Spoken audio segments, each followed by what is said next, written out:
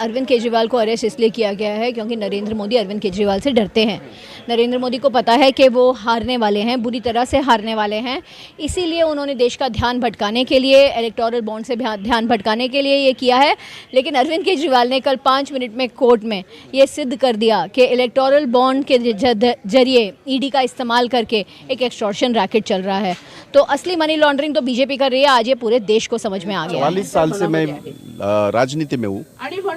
सरकारें हमने बहुत सारी देखी, ऐसा नहीं कि पहली बार बदलाव देख रहे हैं, पर इस तरह का रवैया, इस तरह का एक अप्रोच हमने किसी सरकार का देखा नहीं, जो मोदी सरकार का अप्रोच है।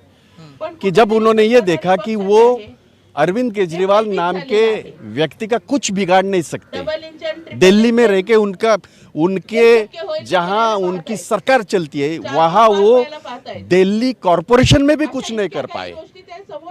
पंजाब तो लंबा है, तो ऐसे नेता को प्रताड़ित करने का जानबूझ के लोगों के दिमाग में एक ऐसी बात डालने की कोशिश कर रहे हैं जिसका विरोध हम सारे लोग कर रहे हैं। जिन बातों को लेके हमने इसके पहले भी आंदोलन किया, खास करके चाहे वो ईवीएम का मामला हो, चाहे वो वीवीपैट का मामला हो, चाहे वो सीबीआई का और बाकी सारा मामला हो, ये सारी यंत्रणा इस देश के लोकतंत्र को पुख्ता करती है, सक्षम करती है, स्ट्रॉन्ग करती है। बट आज ये सारी संस्थाएं, ऐसा लग रहा है कि मोदी जी के बंगले के बाहर कुत्ते की तरह दुम हिलाते हुए बैठी है, और ये लोकतंत्र को बिल्कुल मंजूर नहीं। इसके खिलाफ हमारी लड़ाई। चर्चा क्यों नहीं होती, क्यों वो तमाम चीज़ों को सामने नहीं लाया जाता, जबकि बॉन्ड के जरिए पाकिस्तान से भी चंदा लिया जा रहा है।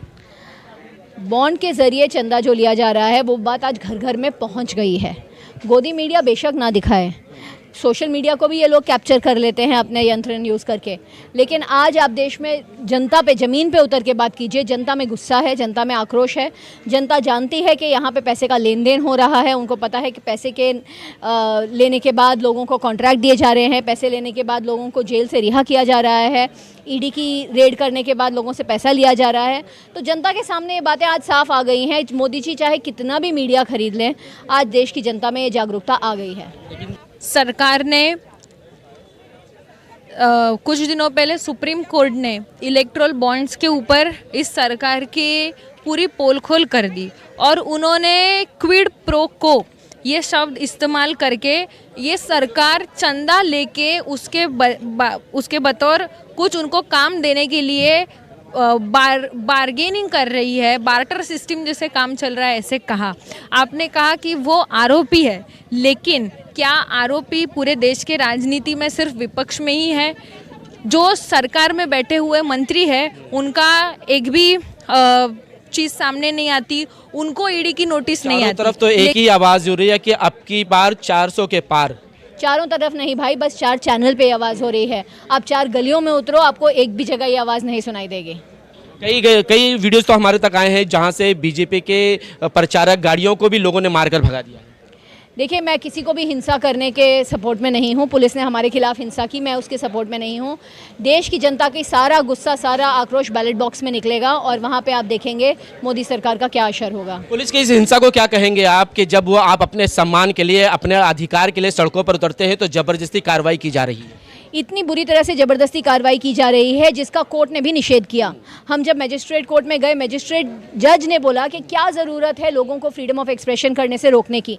बोलता है उनके कुछ कहने से आपको क्या फ़र्क पड़ रहा है, आप इतने चार्जेस क्यों लगा रहे हैं, आप उन्हें कस्टडी में क्यों लेना चाहते हैं, क्या वो कोई मुजरिम है, क्या उन्होंने कोई गुनाह किया है? अपनी आवाज़ उठाना कोई गुनाह नहीं है। तो कोर्ट ने भी मुंबई पुलिस को फटकार लगाई है, लेकिन देवेंद्र फडणवीस घबराए हुए हैं, उनके पास और कोई चारा नहीं है। वो ऊपर से ऑर्डर देते हैं। पुलिस के सारे भाई बहन हमारे भाई बहन हैं, वो भी मजबूर हैं, वो हमारे साथ हैं। उनको पता है हम उनके हक के लिए लड़ रहे हैं, उनके बच्चों के भविष्य के लिए लड़ रहे हैं।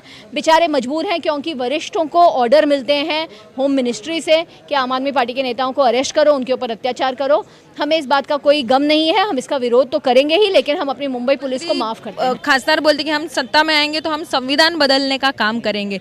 तो ईडी का सिर्फ एक दबाव तंत्र इस्तेमाल करके वो जो बोलने वाले लोग हैं, मुंबई में हमने देखा कि जब 4 सीट शिवसेना ने अनाउंस की, तब उन्होंने एक उसमें का जो उम्मीदवार था 12 घंटे के अंदर उनको ईडी की नोटिस देने का काम किया। ये घोषणा सच होती जा रही है कि जब जब सरकार डरती है पुलिस को आगे करती है?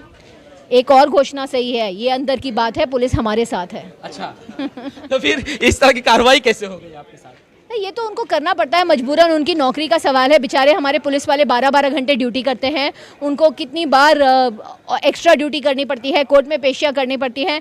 यहाँ पे पुलिस रिफॉर्म्स लाने की जगह पुलिस को एक वेपन की तरह इस्तेमाल कर रहे हैं देवेंद्र फडणवीस। ये बहुत दुख की बात है, हम इसके खिलाफ आवाज़ उठाते रहे हैं और उठाते रहेंगे। आज जब आचार संहिता इस देश में लागू हुई है, तब अरविंद केजरीवाल जी को उनके तारीख बढ़ाना हो या उनको जेल में चौकसी के लिए जाने का काम ये गवर्नमेंट के तरीके से किया जा रहा है, जो कि जब चुनाव सर पे है तब एक तरीके से षड्यंत्र बना के ईडी का उपयोग करके हेमंत सोरेन जी है, वो भी एक चीफ मिनिस्टर थे, उनको अंदर करने का काम किया।